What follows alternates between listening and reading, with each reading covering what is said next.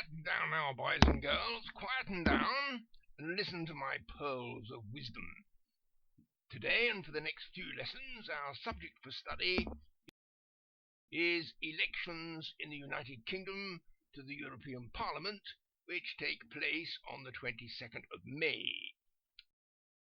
We will start today with a consideration of what these elections are all about, and in later lessons we will consider some of the parties putting forward candidates. The European Union, or to give it a more accurate name, the new German Empire, is a grouping of 28 nations in Europe which is officially dedicated to ever closer integration, which has led to date to more and more rules and laws being forced onto the peoples of the member states, so that we are all being made to act like identical European robots or zombies. In fact, this year already, one commissioner, I'll explain what sort of animal that is in a moment, has said we need to build the United States of Europe, with the Commission as government, despite the fact that the robotic zombies of Europe have never been asked whether they want such a union or even if they want integration.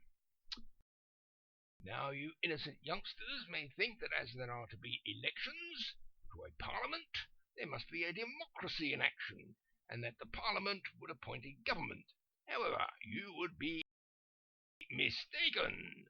The fact is that the Parliament can only pass laws if the European Commission tells it to, and the Council of the EU allows it to. And that is a meeting of relevant ministers of all member governments. The Commission is headed by a president who is appointed in a fix between all the governments and who tells each commissioner what job he can do.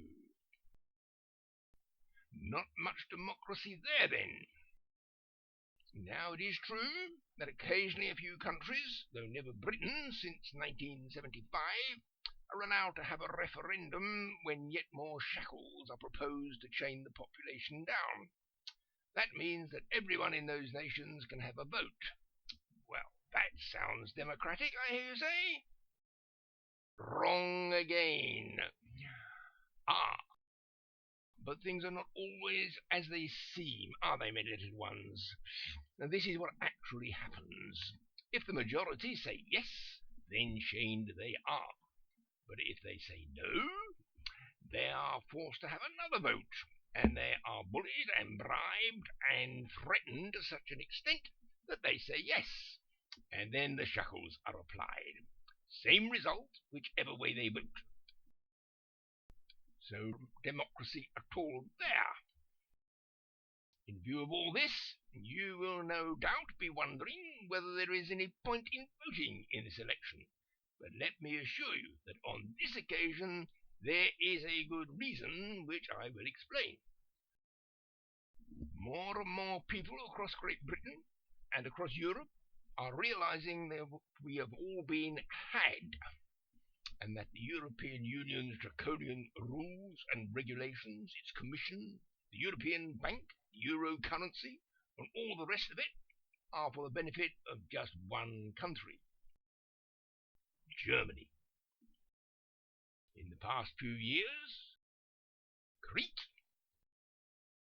Greece, Italy, Spain, Portugal, and Ireland have all been brought to the point of financial collapse by their participation in the euro currency, and they have had to accept strict financial controls imposed by Germany, which hosts and controls the European Bank, of course. Greece and Italy have even had prime ministers imposed on them by Germany. Germany's greatest export is unemployment. Only 5.1% there, but 25% in Spain, with others not much better off.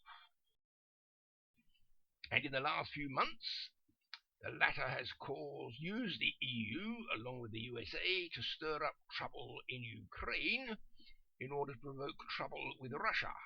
This could lead to war.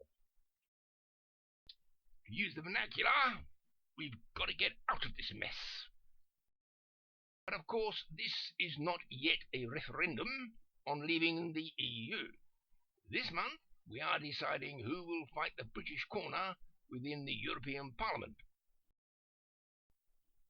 Now, if the United Kingdom sends a large number of members to the European Parliament to link with others from across Europe, determined to disrupt plans for integration and union, and to achieve true independence for all the nations of Europe, it can make a difference. The one power that the European Parliament does have is to disrupt the German master plan. Now then, boys and girls, don't go out and be nasty to any German children you happen to meet.